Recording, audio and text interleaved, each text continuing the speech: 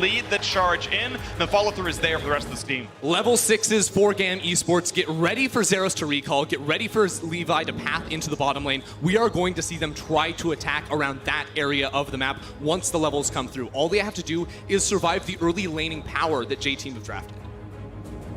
Is this going to be a Kled mid for Could Kiaya? well be. It definitely could be up against Illusion. It's a higher lethality matchup, actually, than the Akali if he's able to consistently land Bear Trap on a rope, but also could be very volatile early, and That's it. that's sweet. That's what we're going for. Kled mid. We just saw the Doinby game, basically the guy who felt like he invented Kled mid in pro play. Now we have Kiaya picking it up. Now, I do think that this mid lane, very volatile, as we said here. The problem for Kled in this matchup is that he's not going to have the same sort of jungle support, especially in the early levels. So I don't think this is a Kled like you would see a lot in top lane, where you go for level 3 all-in trades and max out use of your W here, just because you do have to be careful of Hana's Elise. But you definitely do have power, especially around level 6. Just vacate that mid lane, go for a Tiamat, and start collapsing on these side lanes. We'll see if they can make that one happen. You got the lineups on your screen one more time right here. GAM Esports hoping to find their first win of the group stage here at Worlds 2019. J-Team found themselves topping the group so far.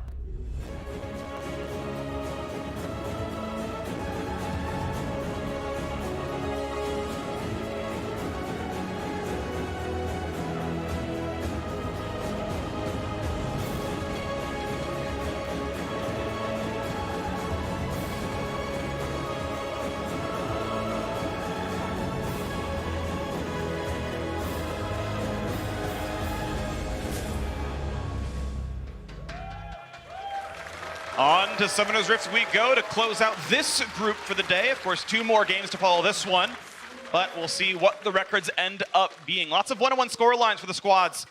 We'll see if it's a 4-way tie or some striation here as J-Team and GAM face off. And looking at this day as a whole, this was definitely one of the more unknown matchups in terms of who would be the favorite. Especially because it's hard to kind of figure out how strong the LMS is going to be at this World Championship. We know that Flash Wolves was kind of the gold standard for so many years, except last year we had Flash Wolves, who narrowly missed getting out of their group, and then we had 2 other LMS teams who both went 0-6. Only 4 teams have gone 0-6 in group stage, and 2 of them were last year from the same region. And then when Flash Wolves doesn't qualify for Worlds because most of their team moved away, you almost expected J-Team to come in and be the same. However, I feel like J-Team was one of those teams who consistently was good in the LMS, but could never quite get over the finish line to make it to Worlds. So in a lot of ways, not only can they try and get some LMS redemption, they can also kind of prove to themselves that they can compete at the world level. Yeah, if you look all the way back to when they, turned the banner to J-Team back in 2016, they had a fantastic summer split. Their first split, absolutely phenomenal, but they have always been denied, and Fofo's been right there with them. Because this guy's always been getting hyped in the mid lane. We say, wait for those international events, Fofo's going to be there, he's going to shock the world, and then J-Team consistently dropped the ball in playoffs. So to now have Fofo get his chance on the international stage is going to be really telling for him, who has been trying to prove himself for so long. Proved himself well so far. Now fighting into the bottom side. Ignite's already on, but he's going to be able to kite backwards, and Lil V's going to be just fine as the blows trade, but looks like advantage over to GAM. Teleport versus cleanse in the bottom lane as well. So if Lil V can get some of his health back, that will actually end up being a lane advantage, that the all-in threat has been burned by Slay without actually burning any summoner spells on J-Team. Cinder in the bot lane too, a lot of times can struggle to get pressure in those early levels. I do think you have to spend a lot of mana if you do want to push out these waves. Whoa, into the stealth though, as he's gonna let Zeros walk away, gets the last Q, but that is a flash for nothing. I suppose Rest didn't expect Zeros to level the W right there, but really ambitious to try and go in for that kill. And now without a flash too, can be very vulnerable. Now Hana, only level 2 here. Walk away, but yeah, the Q gave it away. The location was known, but Levi is able to slink back in his own jungle, kills this ward, knows that he's spotted on this one, and instead it's going to be Hana going top side. No teleport on Zeros. Yes, he does have W, but if Hana wanted to go for a gank there, he could have tried to put Zeros in a really difficult spot. Unwilling to risk it, though. It's really hard for Rest, too, on the GP to actually step forward and help him put down damage, especially with Zeros' maneuverability in top lane, but he's been chunked out enough. This could be possible. All right, gonna go for some damage here. That's the cloak now down, as Hana's got to wait around for this to time out, and Rest can just play towards the front, lands the Q, flash into the cocoon. That's gonna be first blood claimed for Rest. That was such good coordination between Hana and Rest. Yes, It felt over-ambitious by Rest to burn that flash early, but it got enough damage down onto Zeros that it burned his teleport, and now they've killed him without him being able to recall to catch this wave. I also think there was so much room, though, for Zeros to just step back. He knew Hana very likely be on that top side of the map, and there was a huge wave pushing in, so now he's been denied so much. Dismounted, needs one more auto attack, just gets Scarl in time to ignite. Fofo can't get out. The rope pulls him back in and he burns to death. A sick 1v1 right there from Kiaya. He knew that there was no support coming in from Hana, so he could take that 1v1. We were saying in the draft that he probably wouldn't have that window, but with Elise showing on the top side of the map, he shows just how insane this champion can be. This is exactly what I was looking for out of mid lane Kled. The high volatility. Fofo, a split second from getting the solo kill, but once it's remounted, he's got to turn tail and run. Doesn't dodge that bear trap on a rope, and he pays for it. 39 health remaining before one the auto. remount. Yeah, one auto would have done him in. He guessed right, and the solo kill comes through. Not losing more than one summoner, but Fofo burning both. Ouch. And remember now that Fofo has lost his flash around the time that Kiaya and Levi in the next couple minutes are going to be taking over to 6, so have to keep in mind the continued kill threat around that mid lane on Illusion with no summoner spells. Secret Service minion right there locks in that hook. That was actually going to be a lot of damage to Nautilus if it did go through. Yeah, it be okay.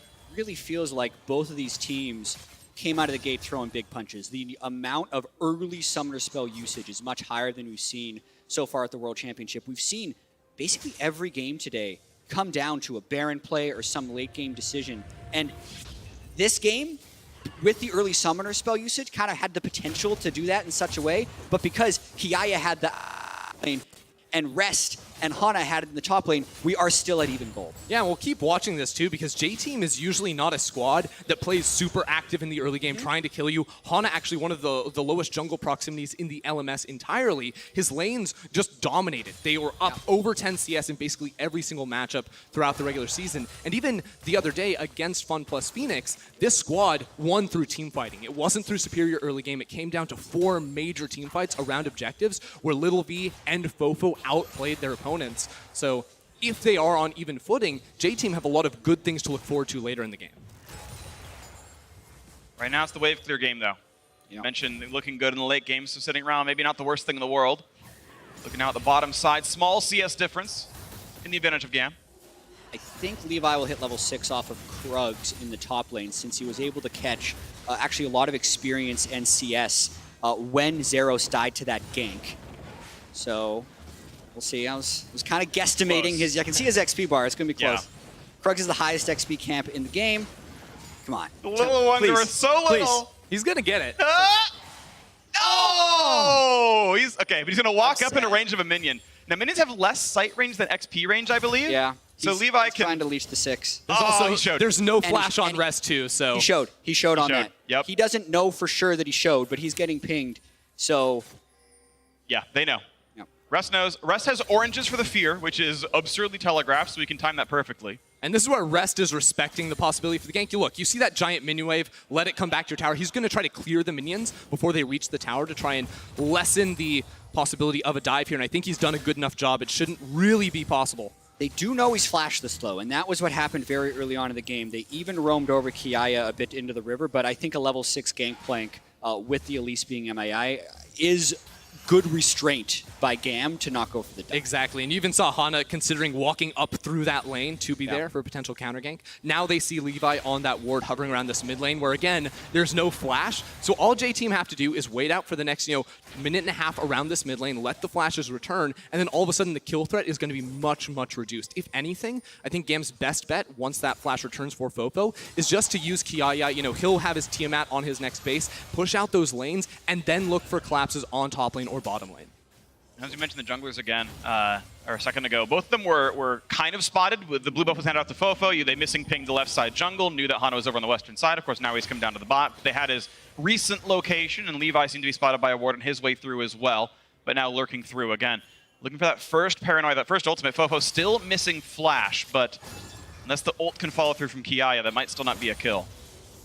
Yeah, after the early flurry of summoner spells, I feel like everyone has definitely calmed down. Yeah. At this point, I feel like J-Team is just waiting for Levi to use his ultimate. We know that J-Team is comfortable with extended laning phases. and they're confident in their ability to win late game team fights. So I think for them to lose this game would be if they're trying to make aggressive plays that get counter-ganked by Nocturne. So I think unless GAM initiates something, J-Team is making the right play. And as for GAM initiating something, well, Zeros, his TP is going to be up in just a few more seconds here. Rest still going to be waiting on that for the next couple minutes, so there's definitely room now to try and put a deep board in that bottom lane, make a play happen themselves. But if you look around that Syndra bot side, there is this, very defensive control ward to spot out any sort of flanking vision, any sort of flanking ward there. So support see each other. A lot of CC now put down. Ignite Aqualo as well. The ult coming through. He's first to level 6, but Syndra's already moved on over. Decent damage here, but here's the paranoia. 4 members of J-Team waiting around. Kled dives in, but he doesn't have any backup. It's just 2 members near him, so it's going to be the ult coming in, but right back out he goes. No deaths. GAM are just forcing so hard around that river right there, trying to find the kill. Koala doesn't even have to use the flash to escape from that one, while Ignite goes down. The 2 major initiation cooldowns do fall as well. Now,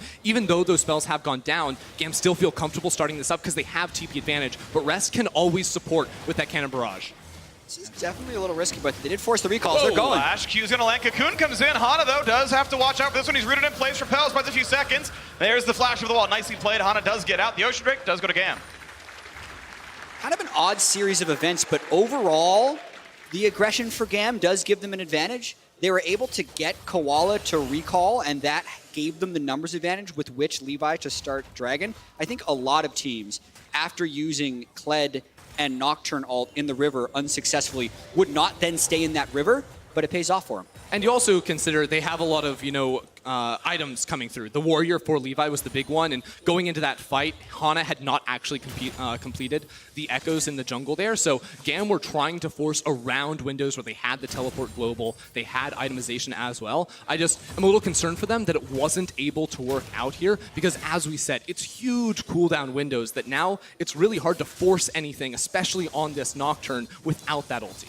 You mentioned itemization. Fofo's rushed Ninja Tabby here, knowing that his primary opponents are Kled, Nocturne, right? Double physical damage, plenty auto attack heavy, so it's going to be even harder to knock him down. Now, I am curious what happens in maybe 8 to 10 minutes when lanes start breaking down. Do you try to get Zeros and the Akali to be the one chasing him as your primary magic damage, and those Tabby does nothing? Well, I do think GAM have a lot of good options later on in the game. You already mentioned sort of the side lane where, Akali's going to do very well up against the likes of a Gangplank. Kled, too, with a couple items, should be able to win a lot of 1v1s in side lane. And then, even if you go further and you look, what does a 5v5 team fight look like in 10 to 20 minutes? Well, GAM have so much dive power, and I don't think J-Team's peel is super reliable. They do have the hook, they do have the flay, maybe a stun from Syndra, but when GAM can come in with so much ability to not actually be CC'd with the Nocturne ulti, with the Kled charging in as well, it definitely gives them a lot of sticking power to dive into the backline. It's going to be a Herald taken without any really awkward looks at all. J-Team grabbed that one, no problem. They got 2 minutes to summon it. They'll give 300 gold to somebody on their squad as they continue to play the slow laning phase. Equal in gold, and that's with Gangplank printing a bit of extra money for himself. But regardless, a fairly slow mid-game as you talked about. The Ocean Drake still helping GAM. The Rift Herald should break the gold a little bit towards J-Team's favor. Yeah, I do find it very interesting because what Ender just mentioned about GAM having a bunch of tools is absolutely true, right? They have so much engage potential. Which I personally want to see them use it early, only because I kind of feel like J-Team's mid and late game macro is going to be relatively strong. And with them getting this Rift Herald now, if they can break the first turret and start moving around, that's big. But here comes Levi. The flash follow already there. The Flay's still going to push him backwards, though, and this is going to be now the chase in. Levy's going to drop down. Zin grabs that kill. Stopwatch here. It is. Still right on top of him. Anchor's going to find someone else, though, instead. Into the air goes Elise, but comes back down in a second. What? Right on top, and wants to kill Levi, but he has a stopwatch, too. Ignite claims that kill. The shield comes in. Levi refuses to die, and it's GAM taking a 2 for 0. They're going back in. Goes in for a third. Forcing Fofo backwards. He stays alive, though. Now comes second hook. Not going to land there either, but Fofo dangerously close to death. Kiaya might be able to remount, gets away from the flay, but look at the willingness to dive. Again, Fofo low, and not going to land yet again as the TPs come back in. Zeros! More for Zeros. Jumps right forward, grabs the third kill. The stopwatch for Slay keeps him alive, but the flay is going to bring him right back in. He will drop. Now Zeros ults backwards to the Blasco, and he's going to get out 3 for 1 GAM. Absolutely unreal there from GAM, surviving with so little HP for so long. But those are the engage tools. They used them earlier rather than later, and boy, did they make it pay off. They have like how many stopwatches do they have? because it felt like every single stopwatch in the game got burned in that fight, aside from Rest, who was just farming in the top lane. And that is a big advantage for GAM. They have all the tools, and this was a moment when they used them. Look how far away Kled can start this fight from, as Levi ends up getting the fear that allows Kai'Sa to go in. But here, at this point, they can just keep diving and diving, and surely Ender, this was a misclick by Elise. Oh, yeah, I mean, Elise is going back and trying to find this kill on towards Levi. Maybe he thinks he can finish it off with the Q. Yeah, he's like, it's absolutely unreal. And then this whole time, Zeros was channeling Recall to come in for the teleport underneath the tower as GAM body blocked the entire culling there on towards Levi, and Slay connects hook after hook after hook. Even at the start of the fight, Slay used his hook on a wall just to close the gap so he could pop that ultimate and end up picking up all these kills. One of the most extended turret dives you're going to see. Oh, yeah. Basically, the person who died at the start of the fight got to teleport back and then force a stopwatch from the enemy support and eventually kill him. So, wow, that was ridiculous. That was fun. I want more of those, as we still have a tied game in gold right here. You know what, Freak? Yeah. That fight was so long that we saw the fight, we saw the replay, and now it can happen again. Yes! Because Nocturne Halt is back up. Perfect! And Infernal Drake just spawned as well here, so you definitely know both teams going to have an eye on that as it does spawn up. Now, one thing we do have to look at coming into this kind of a Drake is who controls the bushes around the mid lane and the river, and right now that goes in favor for GAM. That makes it so much harder for J-Team to actually enter into the river, and because you look at it, they don't really have a tank. The Thresh is not really going to walk into the river by himself because you instantly get picked off by a Nocturne. It's really hard to face check into this.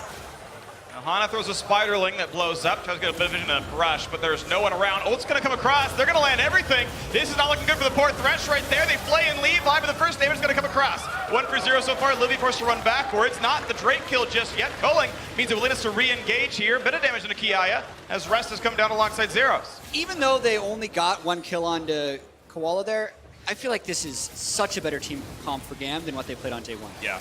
You're seeing how many tools they have and how willing they are to use them. Even though the initiations aren't necessarily clean, the ferocity with which they are trying is giving them an edge. It's just decisive, right? They see J-Team split with a couple members bot side, a couple members above that Drake, and they make the play. Now Rest in trouble. He's trying to get away, but the stopwatch gives him 2 seconds, and the auto's gonna come through regardless. A shut down to the mid lane. That's 2 unanswered kills for GAM, is an easy walk away for Slay. And they continue to control. Look at the river right now. Like, it's just absolutely dominated by GAM as they find yet another kill right here. And now all you do is wait for the cooldowns one more time, continue to force these fights, because for GAM, it's so easy to find these initiations where you have the numbers advantage. Even in that situation where 5 members of J-Team wanted to contest around the Drake, well, J-Team were split up. So it makes it very easy for GAM, just press those R keys, immediately find the initiations. We're going to see it again around bottom lane when those cooldowns come up. We're going to see it again in 4 minutes when the Infernal spawns again. This is going to be a constant thing from GAM, and it's really hard to deal with if you are J-Team playing this composition. We'll see what comes in next time around, as Fofo's very willing to keep fighting. Chunk on a Kiaya, walks him back.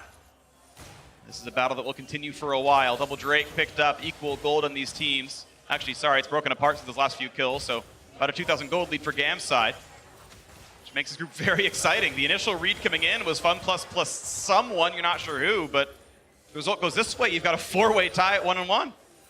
That'd be fun. That would be very, very fun. Fun plus, we'd have every... Please keep going, chat. Yeah, No, here comes Levi. It's my turn to talk yet again, and Slay is just that. But Hana might jump down on Levi yet again. This time he's going to take the backwards approach, and a flash into Levi gets away from the flay. And for the purpose of this game, I'm very glad that happened, because we've done the last 10 minutes talking about how the relentless aggression of GAM is giving them this advantage, and the way the J-Team fights back to that is kind of the next conversation I think we're going to have. In this instance, it was because they actually struck first, rather than waiting until they can only see 600 units in front of them because of Nocturne Ultimate wasn't working. So Hana actually found a window to go for a gank there. Yeah, and you saw the team effort there as well in the 30 seconds to a minute leading up to that play as Rest in trouble. He's being towered over right now. No flash, has a Hex Drinker though. And that might be enough to stop this push, but a 1/3 HP Gangplank can still be very much threatened. Hana forces the blast plan away, Zero stays alive, but it's still a recall force on a Gangplank without teleport. Yeah, Nine stops it. And J-Team, for that play in the bottom lane, I think what was so important was going as a team and clearing out vision through the river, making sure Fofo could be the first one to rotate. And now that the spells are coming back up for GAM, it's going to be about playing more defensive League of Legends here, making sure Zeros doesn't find a solo kill, but this is just painful. Yeah, Rest missed, I think, literally every CS on that wave right there. The threat of the Akali dive, and look, a kill or not, that's still 100 gold denied off your opponent. Yeah, definitely some side lane pressure. You can see already itemizing Hex Drinker, but Rest without stopwatch, being the victim of that dive mid lane, definitely playing with a lot of respect. And now we're at that moment where GAM has all their ultimates up in a few seconds. There's a little bit of a tick on Levi's ultimate, and then they're probably going to run another play. Right into the mid lane, but Hana's already there. The burst damage, though, it might just take him down as Fofo falls. It's trade kill, though, as the Nocturne's dropped the flash. Keeps Kiana barely safe. When gets played back, flash says it's not going to land, though. Sure, maybe. And that means he's completely safe. Here comes the teleport. It's Zeros with ult up. Respect the Akali, he's rich. It turns into a 1-for-1 trade at the end there, but you have to believe getting all those spells out of GAM is going to be an overall win there for J-Team. I actually loved seeing Koala be the first one to move towards this middle lane as well. As we see the game sort of pick up in pace a little bit, these squads try to find more and more fights, it's going to be up to the supports and the junglers moving around the map in tandem to be able to make it happen. Picks up the blue. Walks away, no problem. Yeah, and Zeros is free to do that because he knows Fofo is dead. He sees two people bottom lane. He's got his ultimate, he's got his flash, so he can just go for stuff like that. Watching this play again, literally the second the ultimate is available, like within 0.5 seconds, Levi uses it again. But with that type of timing, it means they're going to overforce a little bit. And this is very close to being a double kill if Kiaya is not able to make that escape and quick sidestep. But that's the type of stuff that J-Team might be kind of getting used to. Either they have to attack in these very small windows while the Nocturne ultimate is down, or they have to kind of sit at their turrets and wait for GAM to jump on. And I think talking about how they make that next play does come back to supports fundamentally. In my eyes, the willingness to aggress once again, but that is a flash that does nothing. We're just going back in one more time. Press your buttons on cooldown, everybody, right into that jungle yet again. Believe I can't find the target. They're all grouped up for them together. Now the top laners come by as well. Kiaya, actually it's Zeros having to jump over the wall.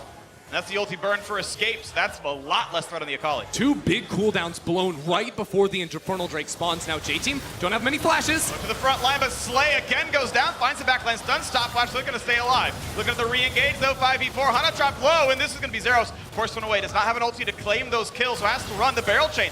And not gonna land it either. How does J-Team go from here? Because they still have Nocturne, Kled, Akali, ult, all down, Slay dead. They can go for the Drake, but Rest is stuck in mid lane. Two autos, he needs one more. Almost the kill finally. Takes him down, the killing spree for Zin. Still looks like J-Team starting up this Infernal Drake. GAM are rushing straight over for that bear. Maybe not going to quite make that call. Trading 1-for-1 in the end, but they didn't have the vision inside of that river. So while they do get that flashy kill from Zin at the very end, jumping on forward, they lose the objective, and that's going to be a win for J-Team. Such an aggressive game. Every time an engage tool is up, someone is pressing forward to do it. It's a lot of fun to watch. You got to know when one of these teams will settle down, who can kind of create the counterpunch, really. If you know your opponent's willing to go in, how much of a bait can you set up, I suppose? Right now, Zeros unanswered the bottom lane, but doesn't know where they might be, puts a ward down. I'd hit the turret, but someone's TPing over, so never mind. Definitely picking up the pace. Yeah. Now the question will be, we've kind of had this overarching conversation of the tournament of, is it going to be a slower meta? Are the games going to go longer? This is definitely a faster pace game, but it's staying pretty close, and I feel like J-Team's doing a decent job absorbing, so I can't wait to see how this one pans out. Yeah, both squads have really strong skirmishing power. I think the ability to pump out a lot of damage really instantly, on-demand pick type CC. What I'm a little bit concerned with, seeing, that decision there, Rest TPing down into the bottom lane, now not having access to that global, when I think that GAM very easily can look to play 3 lanes. While this game is going to revolve around skirmishes a lot, we've seen Zeros be such a menace now bot side, and when his TP comes back up, all of a sudden he can play 2 sides of the map at the same time. Yeah, and Rest is really pivotal for J-Team in this game. Another pivotal thing that hook is killing Slay, because he's the one that they're able to catch out as he's trying to move around for vision. He's 2/3 of their kills. They're finding the openings at the very least, or he's still willing to go forward and gets caught out for it. Wow. This is great. Yeah, so we've been over how GAM engages. They wait for Levi's ultimate, and they press all their buttons to go in. J-Team either gets picks like that, or I feel like Rest is incredibly key on the Gangplank. If he can layer his GP ultimate in the right spot, he makes it very lethal for GAM to chase through, and if he can actually get a double or triple barrel chain off in these very chaotic dark team fights, that could be it, because where the gold distribution is going to GAM right now is terrifying.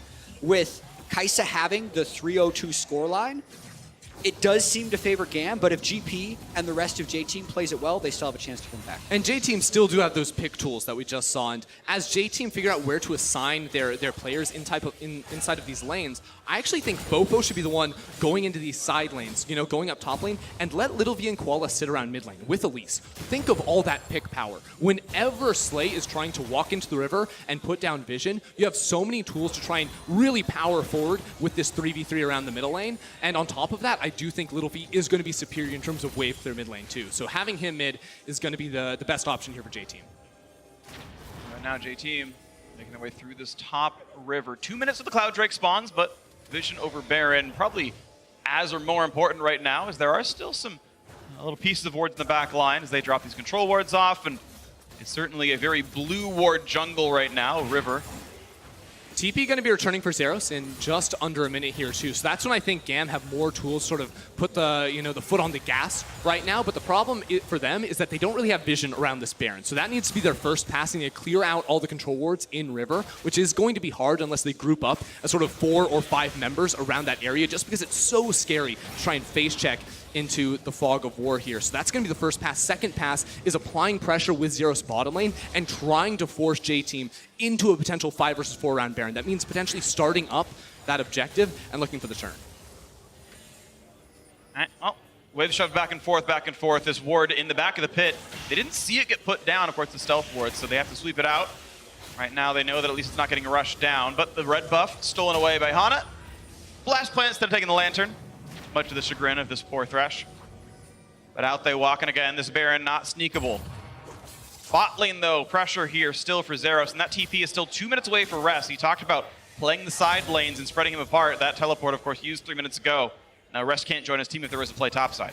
Yeah, there's so much pressure in J-Team's favor, as Ender was just alluding to, the steps that to go through to try and set up here. But for now, J-Team really is just trying to withstand all that time until Rest's teleport can come back up. Look at the power of GAM. I think they want to make a move on Baron because you have level 16 Zeros, you have the finished second item, GA2 for that added utility in fights, and the full 3-item Kai'Sa now. Trying to get that triple evolve here, so GAM are so loaded. Box forward, he's going to flash them right back into his team, though. This could be Levi overstepping those bounds, but first a kill comes through. Thresh drops down, 1 for 0 to the back line goes Kiaya, gets dismounted, has to run away, but Lucindra damage. Stopwatch keeps him alive. Well played there, the 1 for 0. Zeros on the side has to be respectful, puts the ult, gets out. We thought they used all their stopwatches in the bottom lane, but clearly Kiaya hadn't used one yet on his way towards a Guardian Angel. That would have been a 1-for-1. Actually a pretty good job of J-Team to kite back from that unstoppable engage, but again, Marines get something out of it.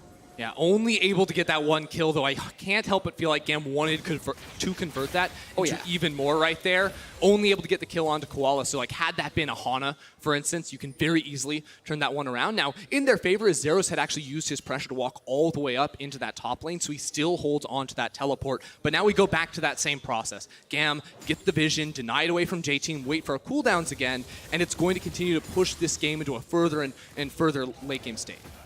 Next few power spikes coming through, of course. Titanic Hydra now done for Kiaya, so increased damage here in this Kled, level 15. Pretty close to 16, but doesn't have it just yet. Trying to defend this top side turret. No ult, but gonna be paying enough respect to him that Fofo only hits the turret, not really him so much, as the wave is cleared by Titanic. And that's gonna stay alive. GAM 2-0 in turret so far this game. Cloud Drake has spawned. Almost anyone could solo at the state of the game. Anyone but the supports, really. See when someone takes a look down there. Big item power spikes coming through, though. Zeros completing his Zhonya's. Nasher's Tooth being completed on Xin. The game has stayed relatively close, but with the scaling of Kai'Sa, just compare that over to a Zhonya's Luden Syndra, or even just the 2-item Lucian. GAM is more than 3,000 gold ahead in effective power. if they can find another good fight. And they continue to just load utility in that. You already mentioned the Zonias for Zeros, but the GA2 for Levi. Now a stopwatch from Xin. He's going to be working on a Zonia's Hourglass himself, which against a Syndra ultimate, against the burst coming through from Elise plus Lucian jumping onto you, that's going to immediately give you the power to stay alive in these fights. And on top of that, you also have the cleanse, which is going to be more favorable, I can't help but feel like, in these combat situations than a TP on Little V. Because Little V is never going into this bottom lane. He's only going to be using that summoner to get back onto the map, farm a little bit more. It's very unlikely that it turns into much, and there you see it right there. He comes mid lane to push, but it's GAM with control over the river. Rest finally did hit level 16 during that last mini wave, but you still have Zeros a full level above him there on that top side, waiting for the rank 3 ultimates for several players here. And in that brush, the Spiderling's going to spot this one out. Actually, quite a few of them, and once again, look at that play. Stun coming across, but here comes the dive yet again. Levi leading the charge, and it's just under the turret for J-Team. Redemption Heal staying alive. These fights are so difficult for GAM because that mid lane outer turret is still alive. If that's down, it becomes so easy. But now they're out a lot of spells. J-Team still holding on to them all, so it's J-Team in control. Traditionally, Baron setups are done through mid lane priority. That's why oftentimes people complain about ARAMs happening. That is not what's happening here. And I can see GAM definitely has the ability to find success for that. If they're able to actually funnel J-Team towards their blue buff rather than towards the mid turret, it'll work. But if J-Team's able to retreat into that mid turret, they will be able to stop these engages. That barrel slow on a Zeros forced the flash out, and it gave the mid priority needed to knock down that turret. So J-Team actually now have the station to set up these Baron plays. Yeah, and that's the really curious thing about this game is we know that GAM has so many engage tools, but this is where J-Team is going to be more comfortable. Most of GAM's games were over by now.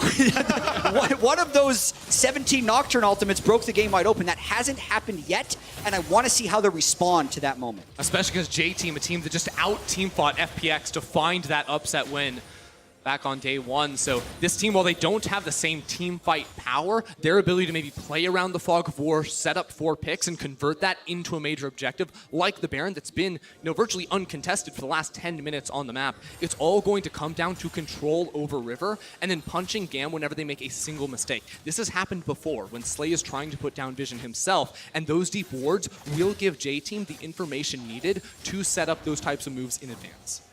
Banshee's Veil, of course, done for Lil V. I want to point your attention to the minion kill counters on this part of the map right now. 185 CS for Nocturne. You mentioned in the pregame that Levi has the highest jungle CS share of any jungler at Worlds here, and Nocturne really not the crazy endgame carry, right? This isn't lethality Nocturne where his first auto might actually one-shot someone. It's fairly utility-based. The GA is in there, but that's, I mean, you'd rather have that money on someone like an Akali or a Kai'Sa or a Lucian or a Syndra who are getting more farm here and are going to be bigger factors in this game. Yeah, I haven't been tracking it precisely because there's been a few things happening in the game, but I think he was around 140 a long time ago. And his farm has actually slowed down here, which again is a point in the game that GAM isn't that used to being. I think overall, yes, his farm is high, but all of GAM's farm is high because they've actually had a lot of map control. J-Team has needed to stay fairly grouped.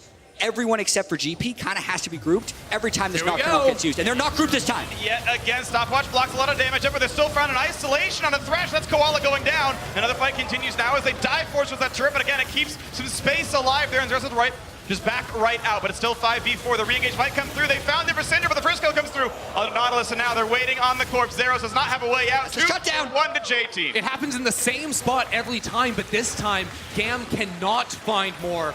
And they end up getting turned straight on towards Xin, going on the rest. Has to do it for the barrel, but he can't knock them down in time. All to the side. Stopwatch is traded back and forth, but Hana, can he drop in time to flash around? They trade kills 1 for 1. And now to the backside. It's too much. It's too forward for Rest. Kills himself jumping over the wall. And the top lane tower is still alive, so J-Team cannot force any further. This entire game has just been even fight after even fight, and no one can get any objectives.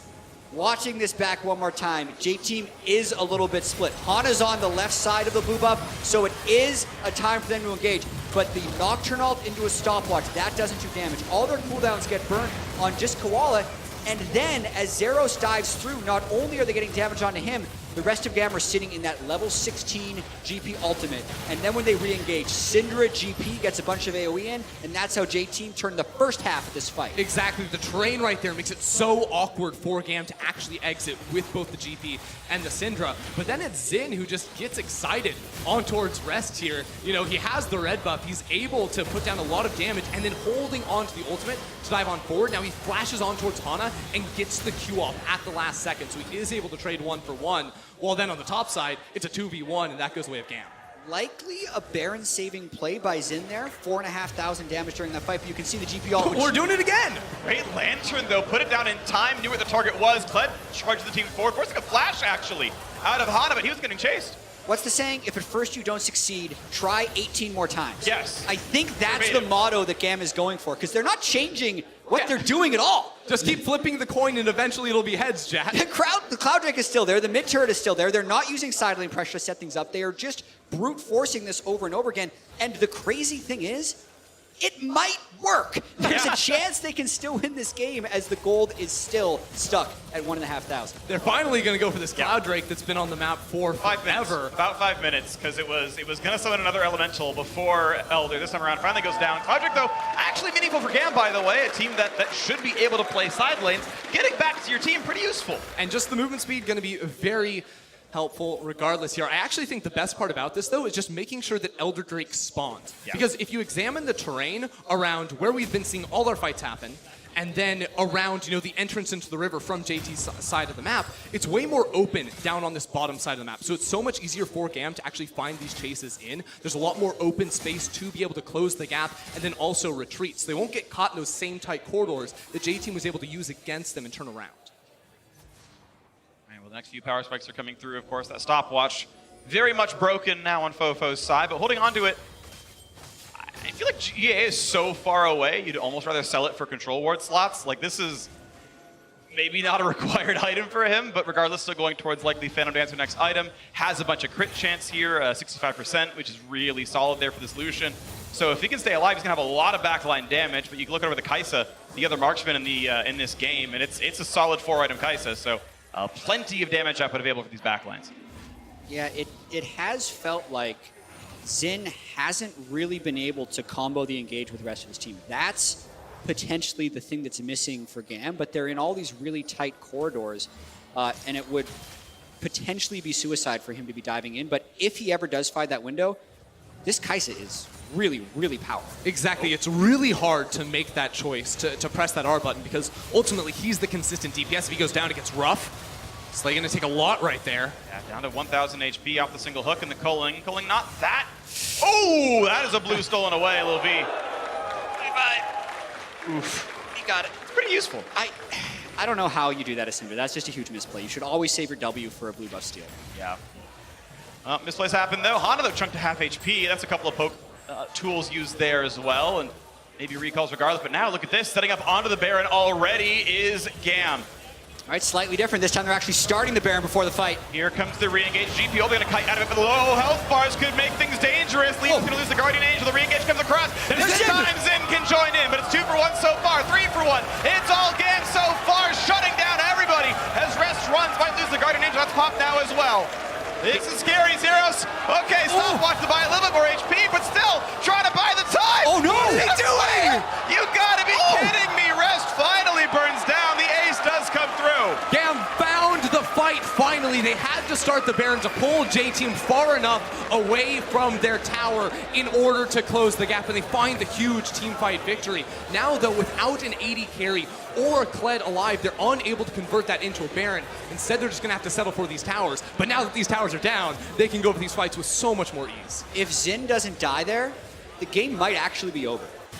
With how long the death timers are in this 37-minute fight. But watching this one more time, by starting the Baron, they end up actually giving themselves a bit more space because J-Team starts a bit further up and J-Team can't retreat to their turret. So that, I think, is why Xin feels confident. Look at him way over on the side. Just, hey, everyone forget about me until I fly in and then immediately go invisible. So he actually bided his time properly this fight. and didn't have to ult into a turret, so it was successful. And coming into that fight, Fofo didn't have the stopwatch, didn't have the flash juice, so easy pickings.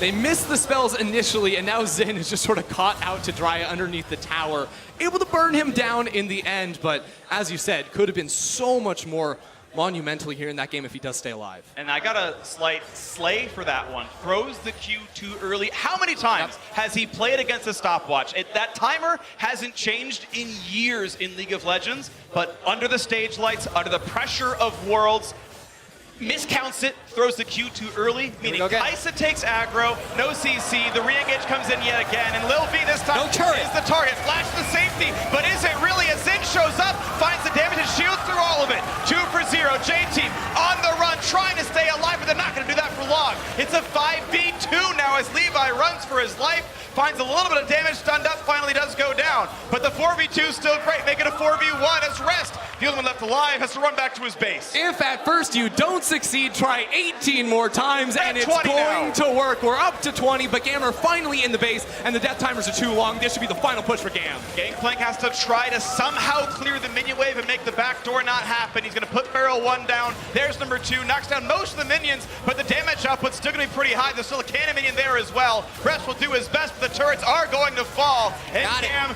in a slugfest. Claim the final kill, almost under the base, knock down the Nexus. We've got a tied up group. And that, my friends, is what we call a barn burner, because it was action throughout the entire game. 34 kills in 39 minutes. Every Nocturne ult used, that has got to be some type of record for number of Nocturne ults used in a game at Worlds. That was just absolutely crazy to see them try the same thing over and over again, going so even for so long, but finally they find that initiation when they start up the Baron that baits J-Team in outside of their defensives. Then they can find the turn and break open the tower line to eventually set up for those fights to win every single time. And there was so much back and forth during the game. I do want to credit GAM for this draft and also their willingness to commit to a game plan.